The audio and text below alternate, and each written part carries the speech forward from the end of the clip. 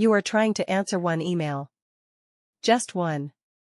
Your child appears in the doorway for the fourth time in 10 minutes. Watch this. Look at me. Can you play with me now? You feel your patience thinning. But the real answer is far stranger than a kid who wants to be annoying.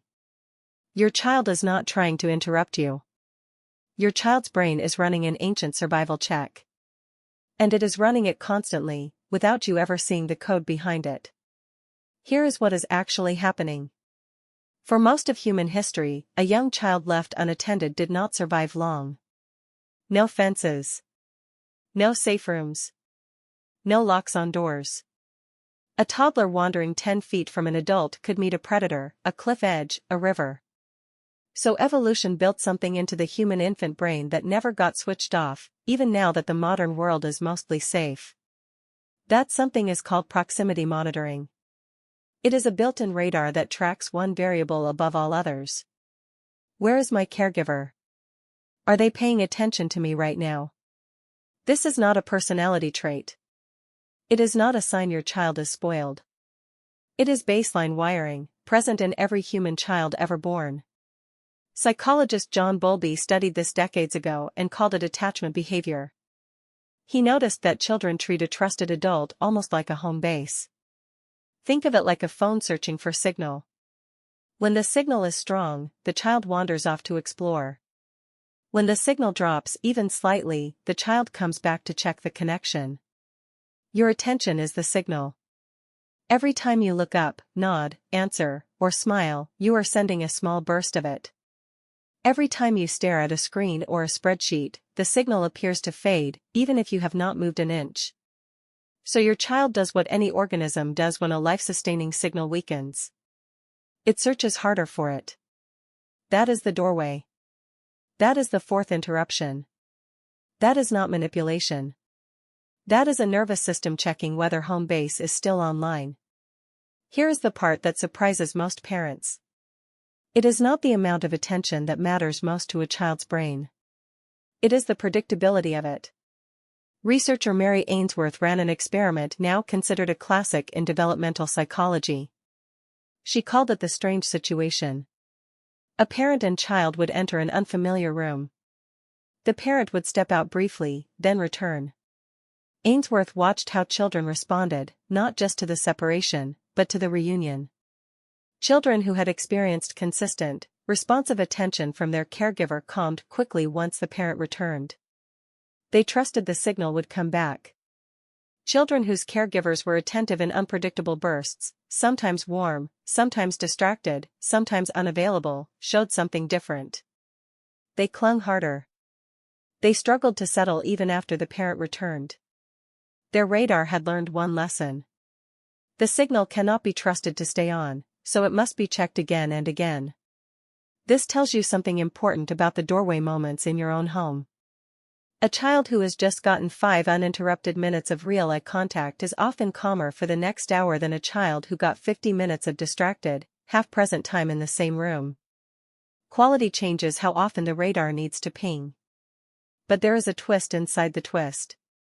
Attention-seeking is not only about safety. It is also about learning. Neuroscientist and psychologist Alison Gopnik has spent years studying how young children explore the world. She describes toddlers almost like tiny scientists running experiments. Every interruption, every look at me, is often not a request for comfort. It is a request for data. Did that block tower falling down happen because of gravity or because of me?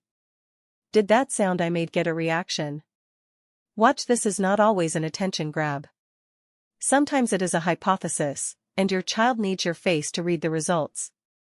Your reaction is the missing half of their experiment. Without it, the data feels incomplete. So they ask again. Now think about what this means for something as simple as your phone.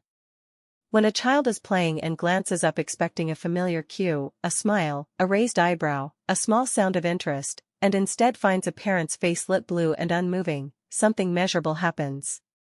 Researchers studying still face interactions, building on work that traces back to psychologist Edward Tronick, found that when a caregiver's face goes flat and unresponsive, even for a short window, infants, and toddlers show rising distress. Their bodies do not know the difference between a parent who is gone and a parent who is simply somewhere else mentally. To a developing nervous system, physical presence without responsiveness can register almost like absence.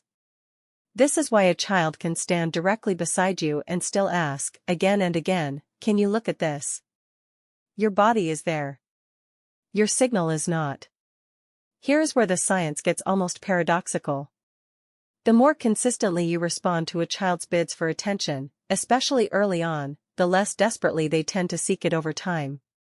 This feels backward to most parents, who worry that giving in creates a demanding child. But the data points the other way. Children who learn that the signal is reliable do not need to check it as often. They build what researchers call a secure base. From that base, they wander farther, play longer alone, and interrupt less, because the radar has stopped flashing warning signs. It trusts the tower is still transmitting. So what does this mean for the parent stuck answering one email while getting pulled at from 4 directions? It does not mean every request must be met instantly. Real life has emails. Real life has phone calls, and dinner to cook, and other children who also need a signal. What the research suggests is smaller and more manageable than constant availability. Short bursts of full attention, where your eyes, your voice, and your face are completely present for even 90 seconds, do more to quiet the radar than long stretches of distracted, guilt-ridden multitasking.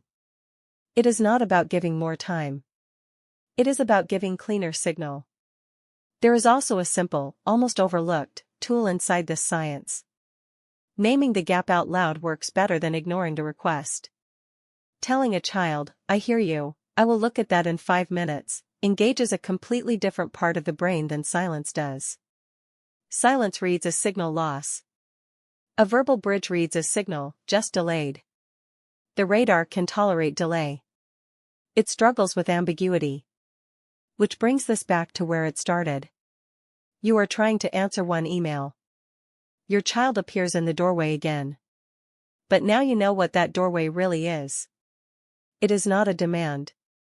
It is not a flaw in your child's character, and it is not proof you are failing as a parent.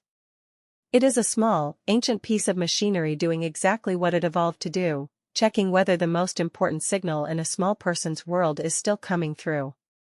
The next time you hear "watch this," or "look at me," or "can you play with me now," you are not hearing an interruption. You are hearing a nervous system asking a very old question in a very new world. Are you still there? And for one